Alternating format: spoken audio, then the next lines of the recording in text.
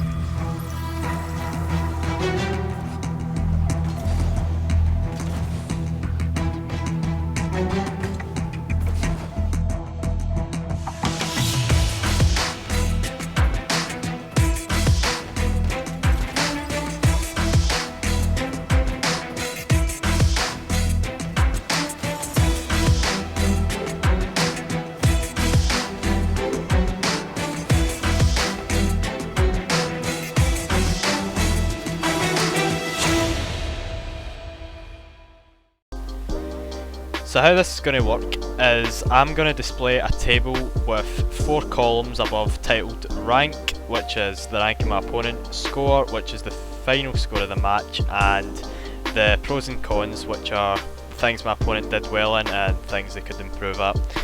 Starting off with the gold, unfortunately for him the score ended off at 16-0.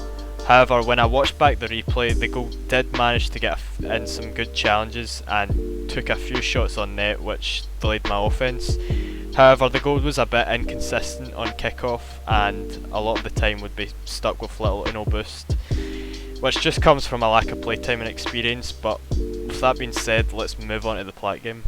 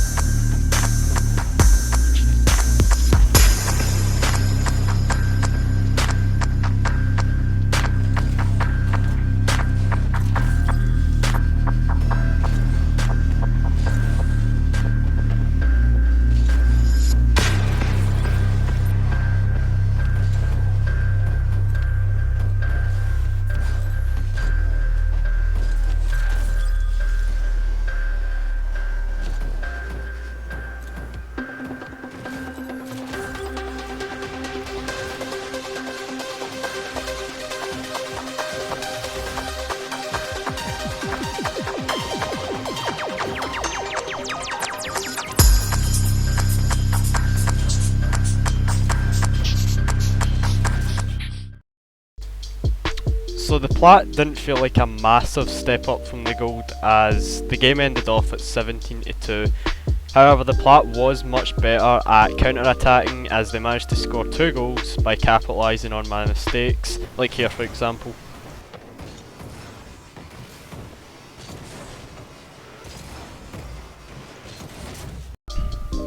There also may have been a slight increase in speed when compared to the gold, as the Plat was making their decisions faster with slightly less hesitation.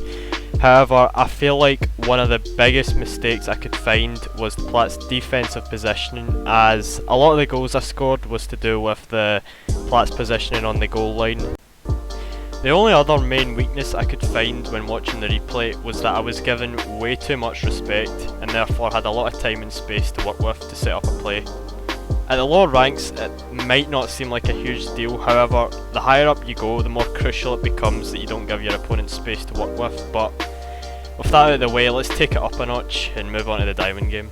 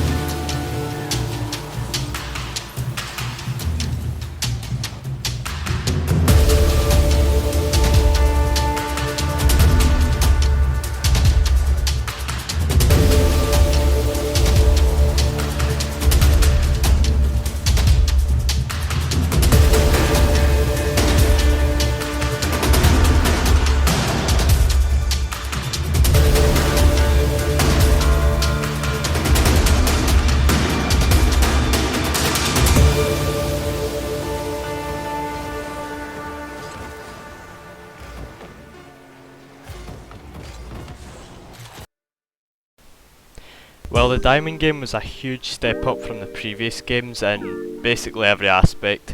The game ended off at 10-3, but there was a massive difference in the mechanical ability, as the diamond was able to execute half flips and wave dashes very successfully throughout the game, which made their recoveries and overall movement around the field much faster.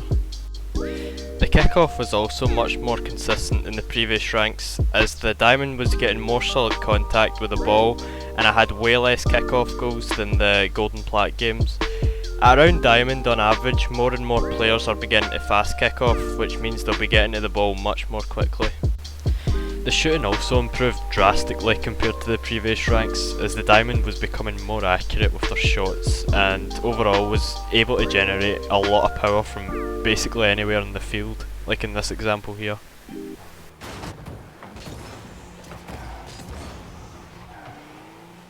As for the cons, I feel like the awareness could improve, as a few of the goals I scored was by catching the diamond off guard by going for some early challenges, like in this example here.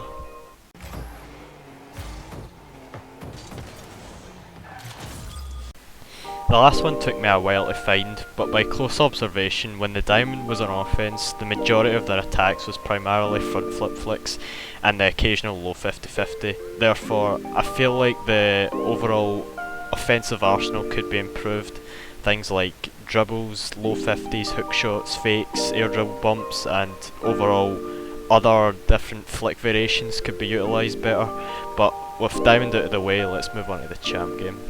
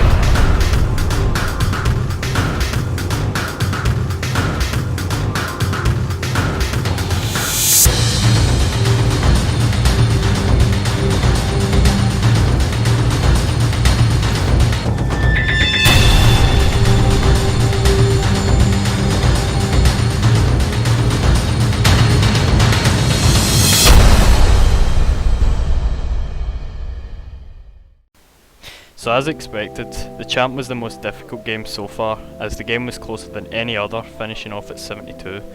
Throughout the game, the Champ forced me to play on defence a lot, as they were constantly firing shots at net and their offensive pressure was better than that of any other rank previously. The Champ had very similar mechanics to the Diamond, however the overall game sense was what I think separated them, as the Champ was a lot more aware of their surroundings and their position was solid throughout most of the game, as they would be in the right spots to capitalise on my mistakes.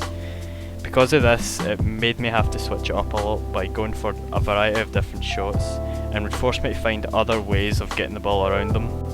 As for their mistakes, what I would say for the Champ to get further and push towards GrandChamp would be to focus on shot placement, as I feel like they would have given me a much harder time on defence if some of their shots were placed more accurately and with a lot of power.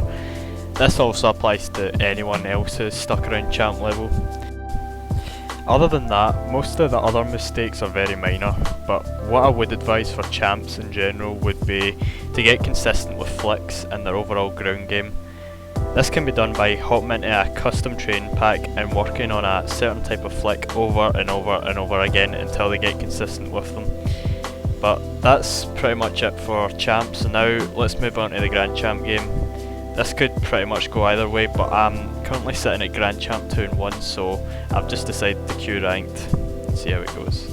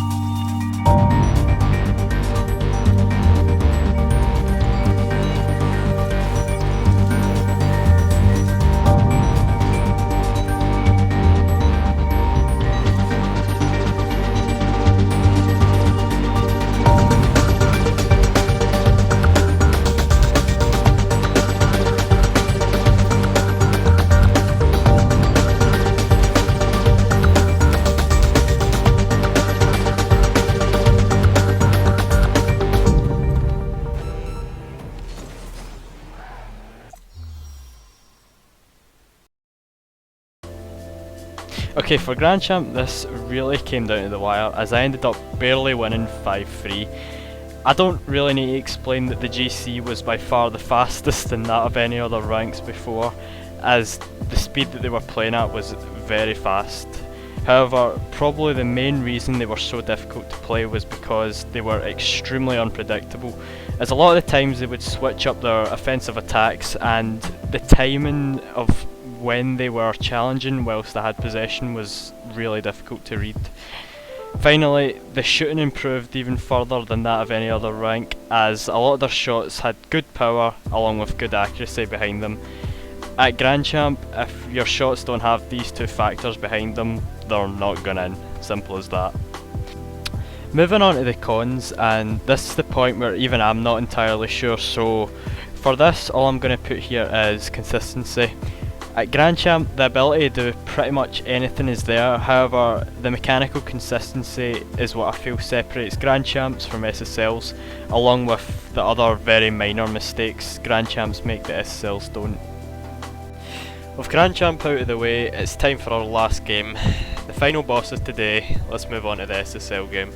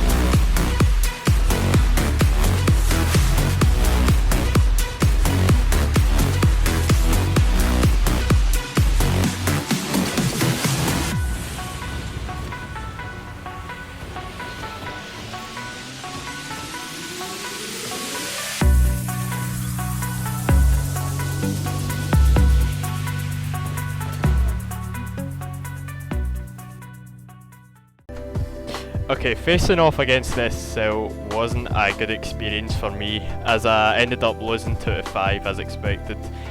If you thought the speed peaked at around GrandChamp, then you'd be very wrong, as the speed the SSL was playing at just made me look like a sloth, and I just could not keep up whatsoever. The mechanical ability the SSL had was unbelievable, as their mechanics were far superior than that of every other rank before, and that combined with their speed of play made it pretty much impossible to play. As for their cons, well, I don't really think I'm qualified to explain what an SSL does wrong, because I'm nowhere near SSL myself, so I think for the time being I'm just going to leave it blank and end the video off here. But before I do, I want to give a big thanks to all these people for making this video possible, and if you enjoyed this video, please make sure to leave a like, but till then, I'll see you all in the next one.